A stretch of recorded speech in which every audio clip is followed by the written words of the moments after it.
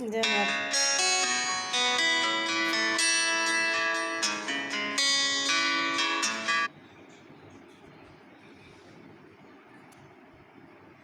जय माता दी सबको। Divine thinking with miss channel में आप सबका स्वागत है। मैं सुनीता अरोड़ा दिल्ली वैष्णो दरबार से बात कर रही हूँ आपसे। मुझे अपना एक अनुभव शेयर करना था। अनुभव तो बहुत पुराना है। मेरे गुरुजी कैसे मुझको मिले। एक दिन की बात है, मैं सुबह सुबह उठी थी 6 बजे, नहाने के लिए जाने लगी। लाइट चली गई, सर्दी का टाइम था, अंधेरा होता है उन दिनों में सुबह 6 बजे भी। तो मैंने कहा चल थोड़ी देर में उठती हूँ। और इतने में मैंने क्या देखा कि एक आदमी सफ़ेद कपड़े पहने हुए, जागती आंखों से मैं देख रही थी। उन्हें टोपी पहन रखी थी, सफ़ेद कपड़े पहनते, वो मुझे देख रहे थे, मैं उनको देख रही थी। मैं डर गई, मैंने आंखें बंद कर ली। मैंने कहा पता नहीं किसकी आत्मा आ गई। इतने में मैंने क्या उसके बाद मैं नहा धोई, नहा धो के मैं मंदिर चली गई। पंडित जी से बात की। पंडित जी कहते हैं कि जिनको तुम मानते हो उनके दर्शन हुए। मैंने कहा मैं तो माता रानी को मानती, वो तो आदमी था। कुछ दिन बाद मैं अपनी जिठानी के घर गई, वहाँ उनकी गुरुजी की फ़ोटो देखी। मैंने कहा ये कौन है? कहती है कि ये तो हमारे कुल गुरु है। मैंने कहा आपने तो कभी मुझे बताया भी नहीं। तो मैंने कहा ये तो खुद चल के मेरे पास आए थे, मेरी आंखों में आंसू आने लग गए। मैंने कहा एक गुरु खुद चल के मेरे पास आया, मैं उसको पहचान नहीं पाई, मैं उनसे बात ही कर लेती।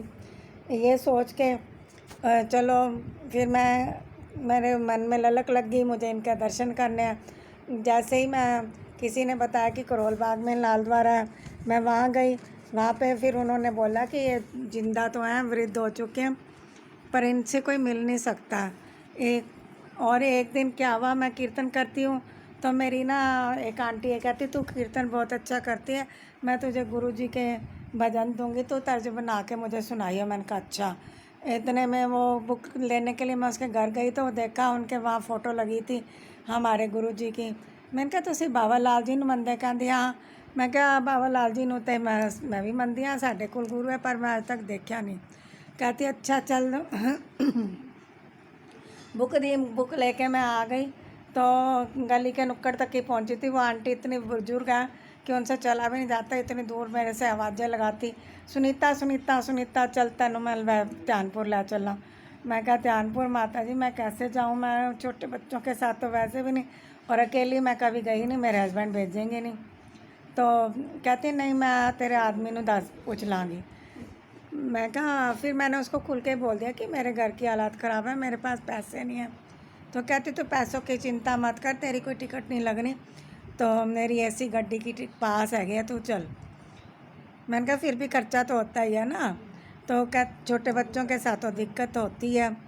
उसने मुझे 300 रुपये दिए और मैं अपने हस्बैंड के पास सुबह सुबह मेरे पास हस्बैंड के पास आ गई। वो 4 बजे कहती तो इसको भेज दे, क्या पता तुम्हारे दिन बदल जाए। तो इन्होंने ये मेरे से ज़्यादा इनको मानते थे बाबा लाल जी को। कहते चल तू चली जा।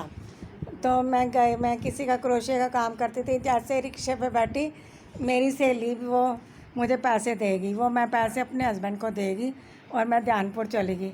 वहाँ जाते ही मुझको नामदान मिल गया और गुरुजी के दर्शन हुए। गुरुजी के दर्शन कोई करता नहीं, मतलब उनके पास कोई जा नहीं सकता था, वो बीमार थे। तो मेरे अंदर मैंने ललक थी, मैंने कहा गुरुजी मैं तो आपके दर्शनों के लिए इतनी दूर आई हूँ, हम दर्शन करके ही जाऊँगी। तो मुझे फिर ऐसे मैं दर्शनों की लाइन पे लगी थी। इतने में ना उनके दरवाजे का किसी ने दरवाज़ा खोला, और किसी की नई नई शादी हुई थी, वो गुरुजी को अंगूठी चढ़ाने आए थे सोने की। तो जैसे वो उन्होंने दरवाज़ा खोला, मैं भी उनके साथ अंदर चली गई। अंदर गई, फिर मैंने गुरुजी का बोला कि मेरे हस्बैंड काम नहीं करते हैं, उनका काम नहीं है बनता कहीं भी। तो वो कहते हैं कि बेटा ये करना ही नहीं चाहता और ये करेगा भी नहीं। मैंने कहा गुरुजी आपने ऐसा क्या बोल दिया, तो मैं गुजारा कैसे करूँगी घर का। तो उन्होंने मुझे कहते जा तू लाल रुमाल में चावल ले आ थोड़े से। तो मैं नीचे चावल लेने गई और आके देखा तो इतनी बड़ी लाइन उनकी दर्शनों के लिए लगी। सबको दर्शन हुए, वो इतना खुश हुई। संगत कहती है आपके चक्कर में हमारे को भी दर्शन हो गए, और मुझे उनसे नामदान भी मिल गया, उन्होंने नामदान भी दिया। और उसके बाद वो चोला छोड़ के दुनिया से चले गए। उनका नाम नारायण दास जी था। अब तो राम सुंदर दास जी गद्दी पे बैठे हैं, तो मन खुशी खुशी में आई।